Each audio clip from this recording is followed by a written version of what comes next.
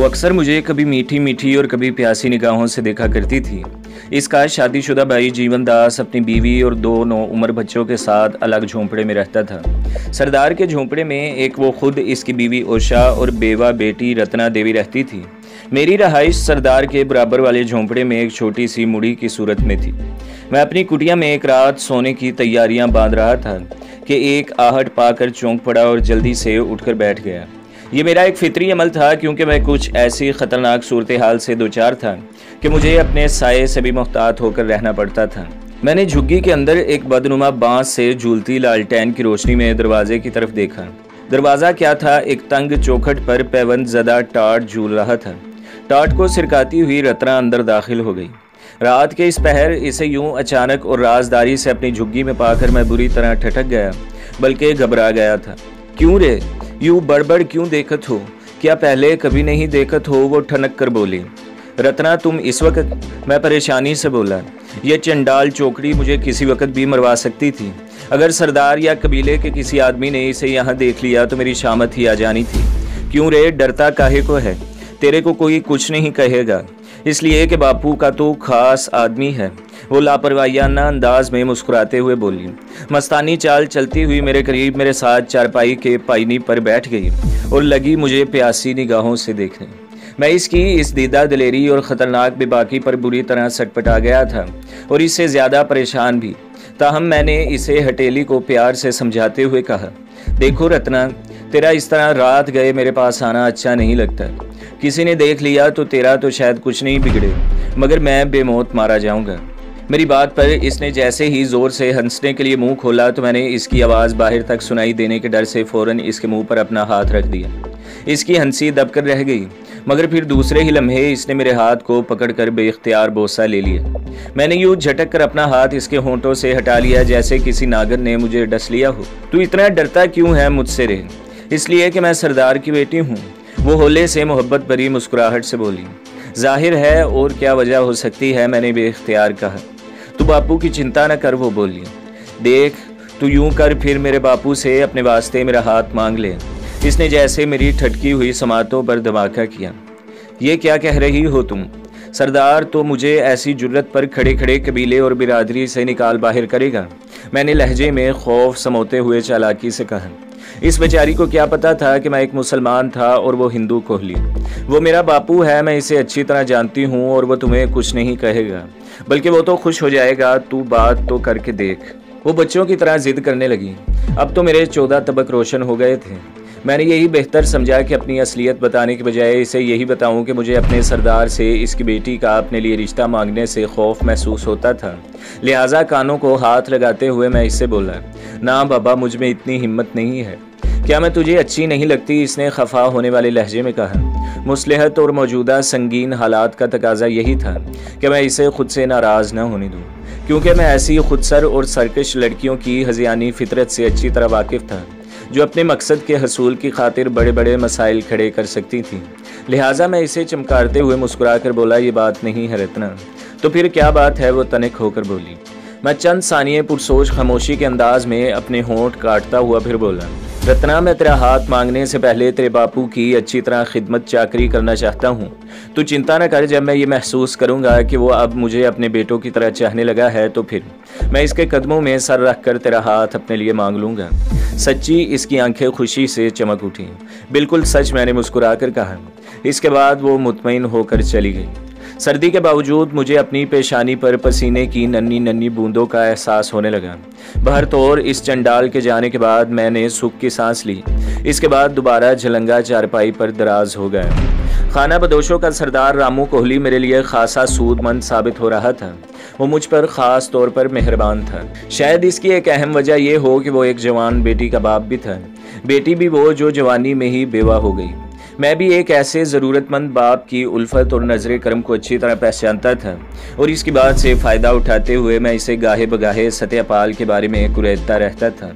इसकी ज़ुबानी मुझे मालूम हुआ था कि अमृतसर, गुरदासपुर और जलंधर में पाकिस्तानी जासूसों के दाखिले के खदशे की वजह से यहाँ इंडियन सिक्योरिटी फोर्सेस का जासूसों के अलावा बॉर्डर सिक्योरिटी फोर्सेस, भारतीय इंटेलिजेंस और भारतीय बदनाम ज़माना खुफिया तंजीम रॉ के एजेंट भी सादा वर्दी में घूमते रहते हैं।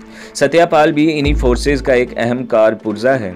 इससे ज़्यादा इसे कुछ मालूम न था। मेरी मुराद हेडक्वार्टर से थी। ताहम मैं दुश्मन एजेंटों के हेडक्वार्टर के साथ साथ इनकी इसी नेटवर्क के बारे में पता चलाना चाहता था, जो सिर्फ और सिर्फ पाकिस्तान को टारगेट बनाए हुए था। इतना तो तकरीबन हर आम पाकिस्तानी शहरी के इल्म में भी होगा कि इस वक्त भारत में बाज़ शरपसंद और इंतहा पसंद हिंदुओं की 3 तंजीमें पाकिस्तान और मुसलमानों के खिलाफ नफरत व अनाद के जज्बात रखती हैं। इनमें विश्वा हिंदू परिषद, बजरंग दिल और अकाली दिल पेश थीं। और मैंने सत्यापाल और इसके खूनी हरकारों के बारे में जो मालूमात अपने तौर पर इकट्ठी कर रखी थी, इसके मुताबिक इन्हीं में से एक या तीनों की मिली भगत से यह नेटवर्क तश्कील दिया गया था, जिसका काम सिर्फ और सिर्फ ये था कि पाकिस्तान को कमज़ोर करने के लिए इनके दफाई और फौजी राजों के साथ साथ एटमी राजों का खुफिया तौर पर हसूल था। ये नेटवर्क किस नाम से मौसूम था, इसके बारे में अभी मुझे कुछ भी मालूम न था और मुझे इनका यही नेटवर्क तोड़ना था। मगर यह तभी मुमकिन हो सकता था जब मैं इनकी जड़ों में घुस जाऊं, और इसकी जड़ इस नेटवर्क का वो खुफिया हेडक्वार्टर था जहां से इन्हें हिदायत जारी होती थी। लिहाजा मैंने अब सत्यापाल और इसके साथियों पर कड़ी नज़र रखना शुरू कर दी थी। ये बहुत जान जोखम वाला ख़तरनाक काम था।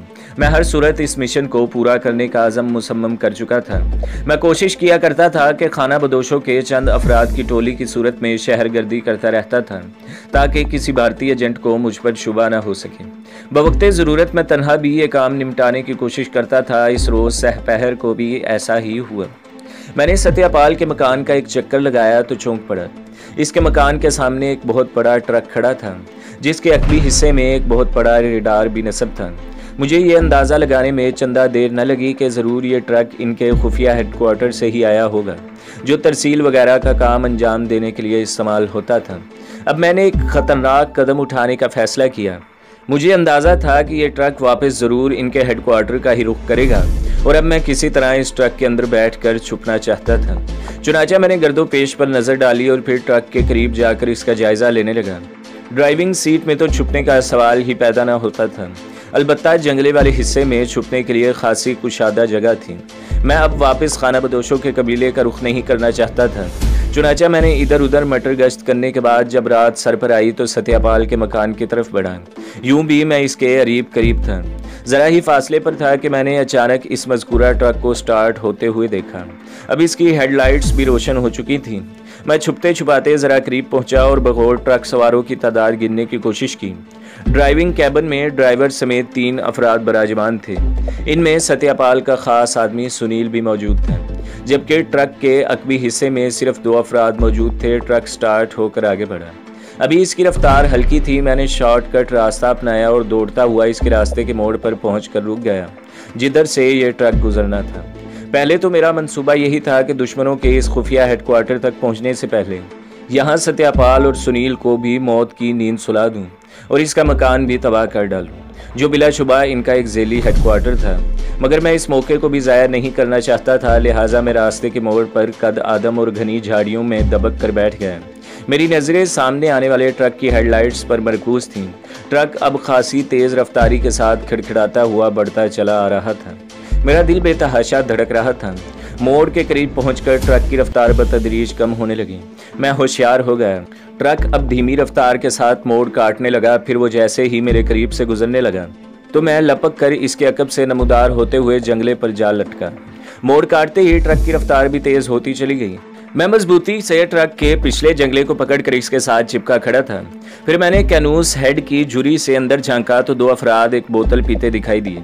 वो लाइट किस्म की फास्ट वाइन बोतल थी, जिसे वो बारी बारी मुंह लगाकर पी रहे थे। इसके बाद मदहोश होकर वहीं लेट रहे। ट्रक दरमियानी रफ्तार के साथ हचकोले खाता मज़ाफ़ात की जानिब बढ़ता चला जा रहा था। इन दोनों के मदहोश होकर ढेर हो जाने के बाद मैं आहिस्तगी से अंदर कूदा। दौड़ते ट्रक की खड़खड़ाहट के शोर में मेरे अंदर कूदने की निस्बतन हल्की आवाज़ दब गई। मैं आगे बढ़ा। सबसे पहले एक दुश्मन की मैंने रगे हसास मसल कर इसे बेहोश कर दिया। फिर दूसरे के साथ भी ऐसा ही किया। इसके बाद दोनों का टेंटुआ दबाकर उन्हें हमेशा की नींद सुला दिया और बारी बारी दोनों की लाशों को ट्रक से बाहर उछाल दिया। इसके बाद गहरी नज़रों से अंदर का जायज़ा लेने लगा और वहाँ आसपास बेतरतीब रखी 3-4 चौबी पेटियों को देखकर मैं एक ख्याल के तहत चौंक पड़ा। इन संदूकों को जब मैंने खोला तो देखा तो मेरी आंखें फटी की फटी रह गई। ये तीनों संदूक असले से भरे हुए थे। इनमें जदीद गन्ने और रॉकेट लॉन्चर थे। दूसरे में फाजिल राउंड, रॉकेट और हैंड ग्रेनेड्स के अलावा मैग्नेटो टाइम बम भी थे। इतने सारे असले को देखकर मेरी आंखें चमक उठी। वतन दुश्मनों को नीस्तो नाबूद करने की लगन सवातर होने लगी। जज्बाए हुर्रियत से सरशार मेरे दिल की धड़कनें तेज तर होने लगीं। मैं ड्राइविंग कैबिन वाले हिस्से की तरफ बढ़ा। यहाँ एक गोल सुराख था। मैंने आंख चिपका दी। अंदर का मंजर वाज़ेह था। सुनील अपनी गोद में एक ब्रीफ केस खोले हुए था, जबकि इसका दूसरा साथी भी इसकी तरफ मतवज्जा था। तब मैंने बगौर देखा तो मालूम हुआ वो ब्रीफ केस दर हकीकत एक लैपटॉप कंप्यूटर था। इसकी स्क्रीन रोशन थी। सुनील ने हेडफोन चढ़ा रखी थी। स्क्रीन पर एक मखरूती इमारत की छवि उभरी। फिर यह छवि क्लोज होती चली गई। इसके बाद अंदर के गोशे बारी बारी स्क्रीन में मुख्तलिफ जावियों से उभरने लगे। फिर एक गोशे को सुनील ने क्लिक किया तो वो गोशा क्लोज हो गया। अब वहाँ एक भारी भरकम शख्स एक कुर्सी पर नजर आ रहा था। बॉस, मैं सुनील मुखातिब हूँ। मान सुनील ने इंतहाई मुअद्दबाना अंदाज में कहा। मेरे अंदर साई साई होने लगी। क्या रिपोर्ट है? बॉस ने गंभीर और बारोब आवाज़ में पूछा। आपसे कुछ ज़रूरी नौइयत की बात करना है, सुनील ने मुअद्दबाना कहा। नौइयत? बॉस ने मुख्तसरन पूछा। मैं इसकी शक्ल सूरत को जहन नशीन कर रहा था। वो गैर मामूली तौर पर एक खासा जसीम शख्स था। उम्र 50-55 के दरमियान ही रही होगी। सर के बाल कहीं कहीं से उड़े हुए थे। आंखों में मकराना चमक और नाक मोटी होंठ स्याही माहिल थे। वो थोड़ी थोड़ी देर बाद सिगार की कश लगा रहा था। बॉस, कोई पाकिस्तानी खतरनाक एजेंट हमारे पीछे लग चुका है, सुनील ने गुफ्तगू की नौइयत के बारे में आगाह करते हुए मुअद्दबाना कहना शुरू किया। ख्याल यही है कि वो कोई पाकिस्तानी कमांडो है और इंतहाई ख़तरनाक और तरबियत याफ्ता है। इसने सबसे पहले पाकिस्तान में हमारा एक हम ख्याल साथी सुल्तान जहाज़ेब को हलाक किया, फिर राजा पटेल को भी हलाक कर डाला। हमने जंदोमल को इसके पीछे रवाना किया तो इसका भी पता न चल सका। आपसे मज़ीद हिदायत हासिल करने के लिए सत्यापाल साहब ने मुझे आपके पास रवाना किया है। हाँ ठीक है, बॉस ने एक गंभीर और पुरख्याल हंकारी भरते हुए कहा। इसके बाद सुनील वाइंड अप करने लगा तो मैंने स्क्रीन पर उभरने वाले नक्शे को जहन नशीन कर लिया। दुश्मनों के खिलाफ ये मेरी एक और बड़ी कामयाबी थी। मैं इनके हेडक्वार्टर के मोहल्ले वकू और इलाके से अच्छी तरह वाकिफ़ हो चुका था। हेडक्वार्टर से मुतल्लिक मालूमात वगैरह हासिल होते ही मैंने अब फ़ौरन अपनी लाइन ऑफ एक्शन बदल डाली। अब मैं स्टेप बाय स्टेप आगे बढ़ना चाहता था। दुश्मन एजेंटों के हेडक्वार्टर के बारे में मुझे इल्म हो चुका था। मैं किसी वक्त भी वहां पहुंच सकता था। इसलिए दुश्मन एजेंटों के नेटवर्क को तोड़ने के लिए सबसे पहले सत्यापाल की सरहदी ज़ैली हेडक्वार्टर नुमा मकान को तबाह करना लाजमी था। ट्रक ने अभी कुछ ज़्यादा फासला तय नहीं किया था। ये पूरा ट्रक इस वक्त एमुनेशन डैम्प था। मैंने चंद ज़रूरी हथियार, जिनमें एक अदद मशीन गन और दूसरी नामी गन थी, एक अदद रॉकेट लॉन्चर ट्रक से बाहर उछाल दिए। फिर जल्दी जल्दी फाजिल गोलियों की पट्टियाँ फेंकी। इसके बाद रॉकेट हैंड ग्रेनेड फेंके। इसके बाद जितने भी टाइम बम थे इन्हें ऑपरेट करके 5 मिनटों का ब्लास्टिंग टाइम सेट करने के बाद मैंने भी ट्रक से नीचे छलांग लगा दी। ट्रक रात की तारीकी में धड़धड़ाता हुआ गुम हो गया। ठीक 5 मिनटों बाद मुझे एक समाज चिकन धमाकों की आवाज़ सुनाई दी। ट्रक की दुश्मनों समेत तबाही के बाद मैं नीचे फेंका हुआ मुख्तसरन असला समेटने लगा। इसके बाद मैं दोबारा सत्यापाल के ज़ैली हेडक्वार्टर नुमा मकान की तरफ चल पड़ा। मैं इसे तबाह कर देना चाहता था।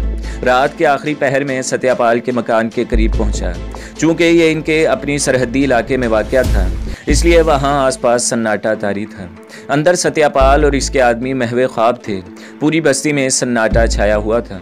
मैंने फुर्ती के साथ पेशकदमी की और सत्यापाल के मकान की दीवारों पर टाइम बम चिपका दिए और 15 मिनटों के बाद ब्लास्टिंग टाइम सेट करने के बाद चंद कदमों के फासले पर जा दबका। एक एक लम्हा बहुत भारी गुजर रहा था। जब 1 मिनट रह गया तो मैंने यके बाद दीगरे 3-4 हैंड ग्रेनेड की पिन्ने खींचने के बाद उन्हें सत्यापाल के वसी रकबे पर फैले हुए मकान के सहन में उछाल दिया और अपने जिस्म से सारा असला उतार फेंका और दौड़ता हुआ जंगल की तरफ चला गया। दफातन मेरे अकम में यके बाद दीगरे कान फाड़ धमाके हुए। फिर यह सिलसिला बतदरीज दराज होता चला गया। मैंने एक जगह रुककर अकम में देखा। सत्यापाल का वो ज़ैली हेडक्वार्टर नुमा मकान धड़ाधड़ शोलों की लपेट में सुलग रहा था। पूरी बस्ती में कोहराम मच गया था। मैं छुपते छुपाते एक लंबा चक्कर काट कर खाना बदोशों के पड़ाव में शामिल हो गया। धमाकों की आवाज़ पर वो लोग भी बदहवास होकर अपने अपने झोंपड़े खैमों से बाहर निकल आए थे। मैं भी हैरानियों परेशानी की अदाकारी करता हुआ इनके साथ शामिल हो गया। बस्ती के सारे लोग आग बुझाने की कोशिश करने लगे, मगर सत्यापाल का मकान जहन्नम राज बन चुका था।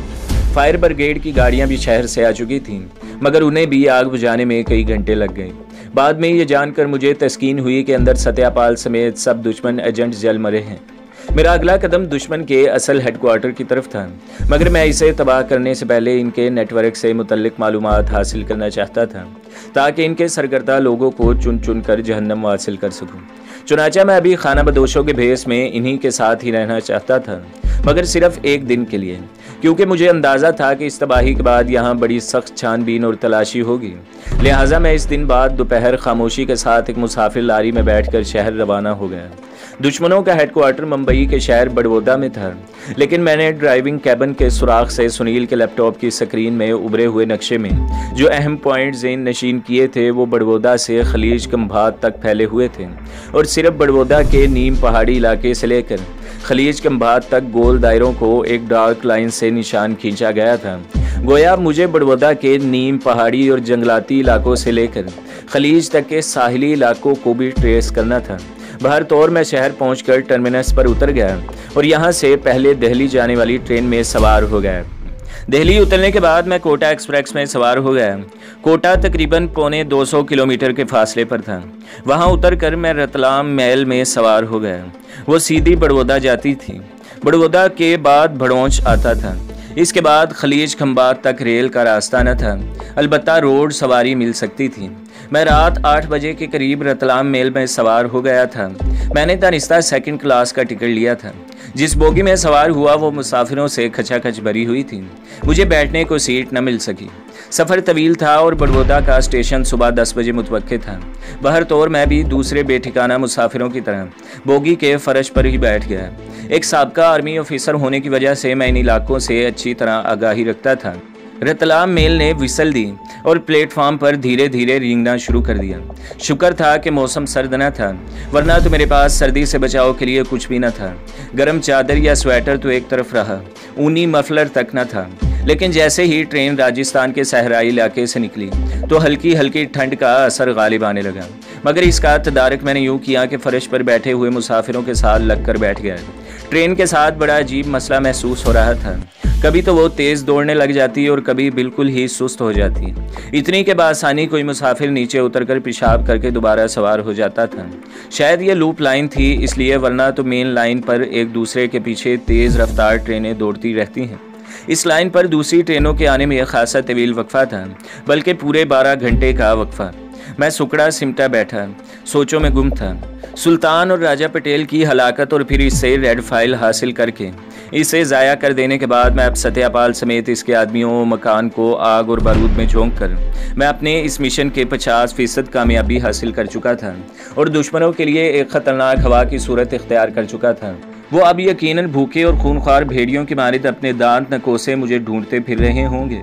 मेरे लिए ये खुशगवार तब्दीली थी, क्योंकि मैं अच्छी तरह जानता था कि पाकिस्तान में इनका नेटवर्क तबाह करने और फिर इन्हीं की सरहद में दाखिल होकर इनका एक ज़ेली हेडक्वार्टर बमों से उड़ाने के बाद वतन दुश्मनों की अब सारी तवज्जो यकीनन मेरी तरफ मबजूल हो चुकी होगी।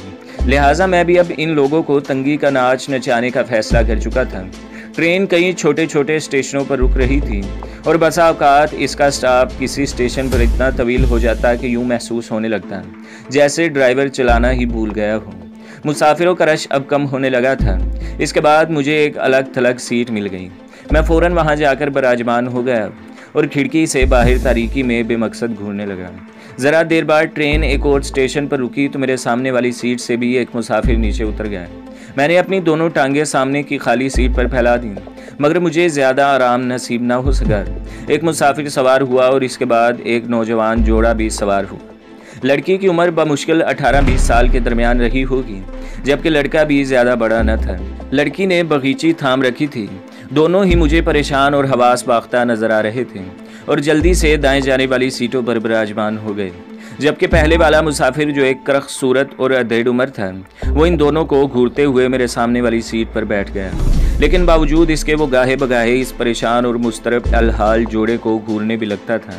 कुछ ऐसा महसूस होता था यह अधेड़ उम्र करख सूरत शख्स इनका ताक़ुब करता हुआ यहाँ तक पहुँचा हो। वो जोड़ा भी शायद इस अधेड़ उम्र से खौफजदा नज़र आ रहा था। मुझे यूँ लगा जैसे लड़का लड़की को भगा कर ले जा रहा है। खैर मेरा क्या, मैं अपने ख्यालों में खो गया। तो दोस्तों, अगली किस्त देखने के लिए हमारे चैनल को सब्सक्राइब करें, वीडियो को लाइक करें और बेल के आइकॉन को भी दबा दें, ताकि हर जो आने वाली वीडियो है वो आपको सबसे पहले मिलती रहे।